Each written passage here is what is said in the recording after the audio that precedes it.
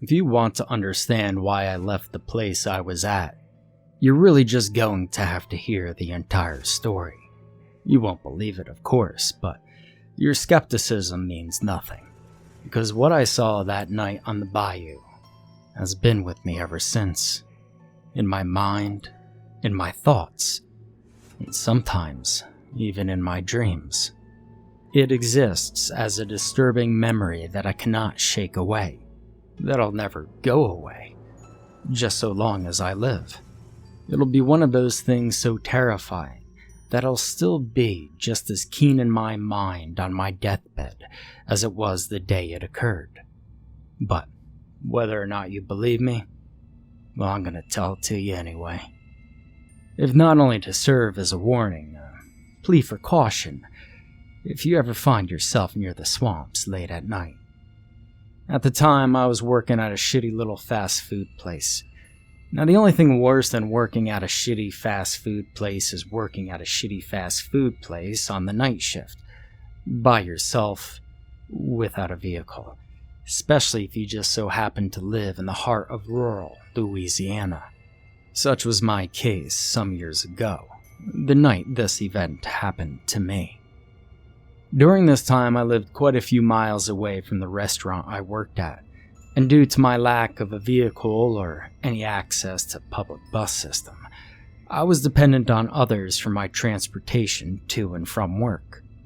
Now, one night, after a busy evening of serving customers, I closed the store and locked up the restaurant. When I phoned for my ride, nobody answered.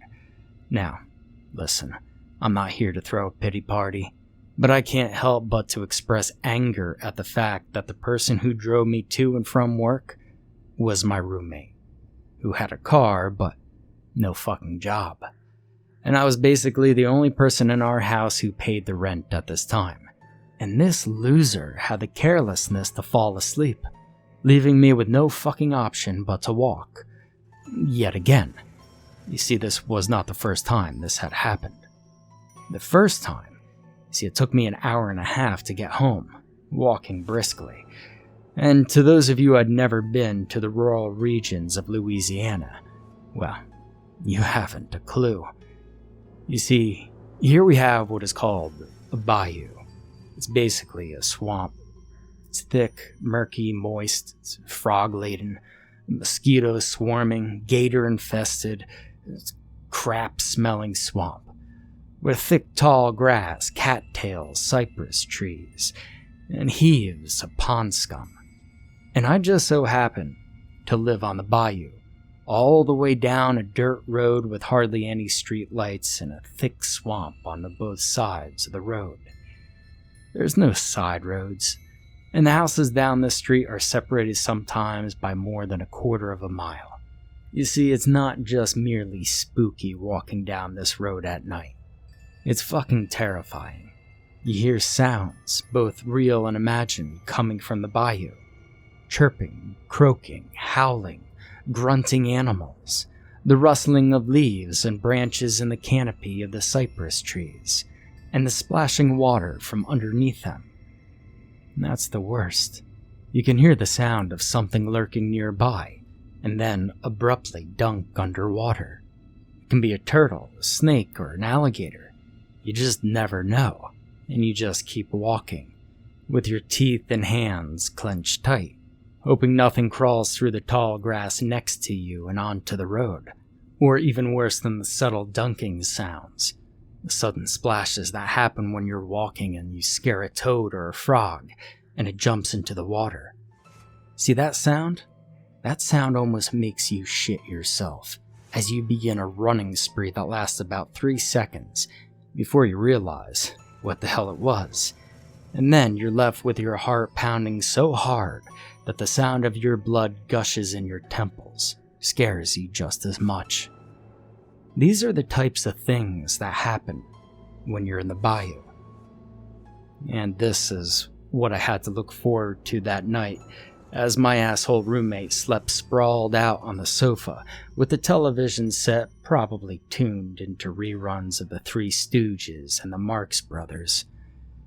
Now, don't get the impression that I simply called once and I gave up.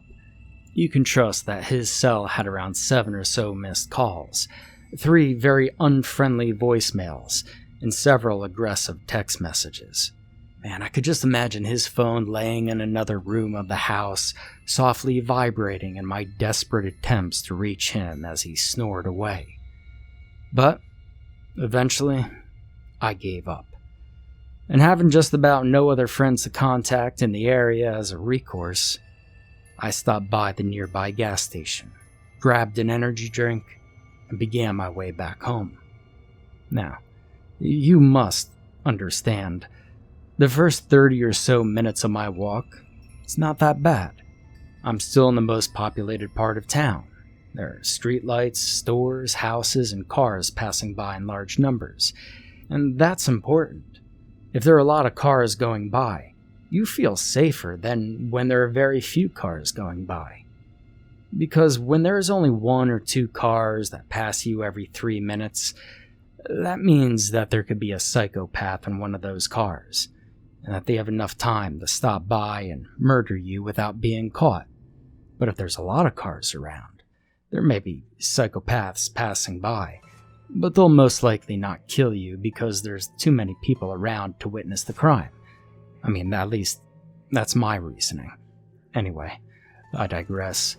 No psychopaths pulled up next to me as I walked about this part of town.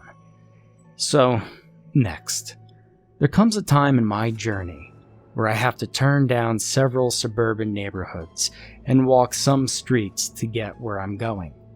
And here's where things get a little less safe, and I have to be a little more cautious.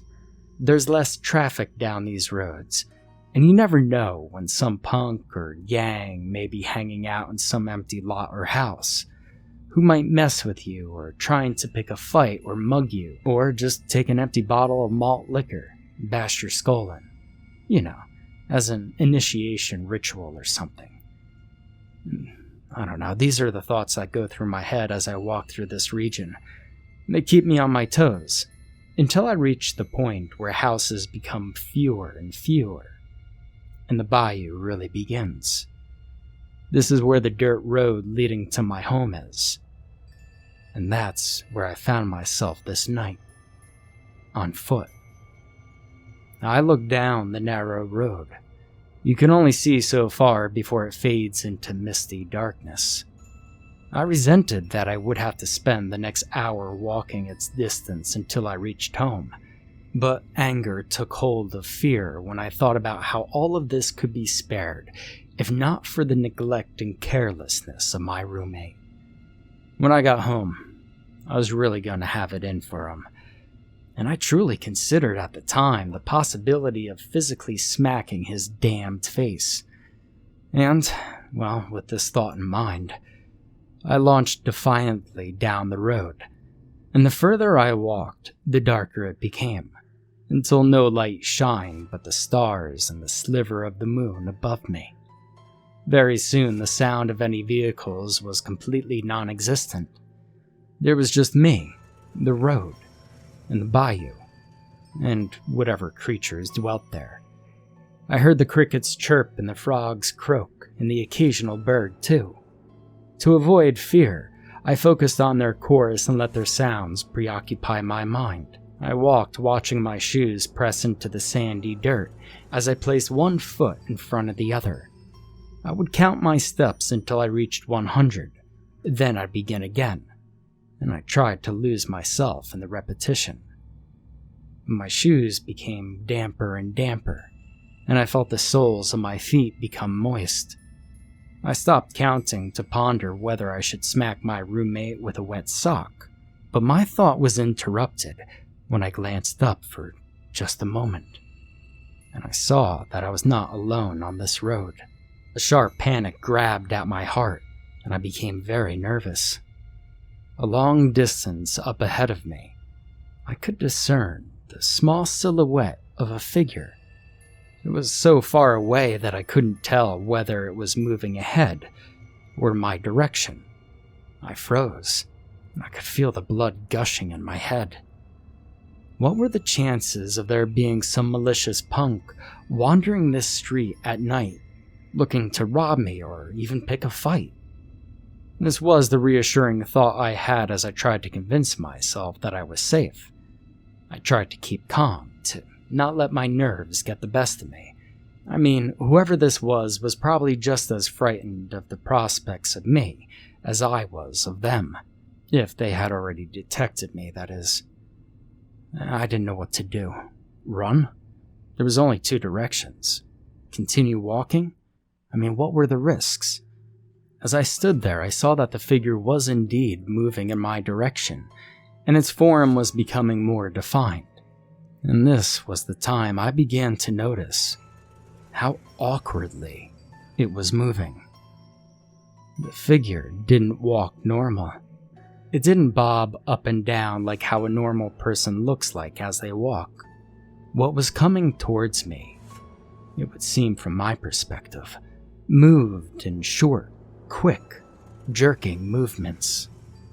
And I could see from what light was present how its twitchy limbs projected from its torso, and how it was getting closer, and how its head stuck out from a neck that was longer than any human neck should be, and how at the time I could now faintly hear the noises that it seemed to make, the sound of suckling, and how it was moving quicker, and how its face lifted, and I could see its eyes glare like glowing yellow beads, and how these wide, beady eyes locked onto mine, staring at me, and how it stopped, and how we were both there, motionless, yards away, looking at each other.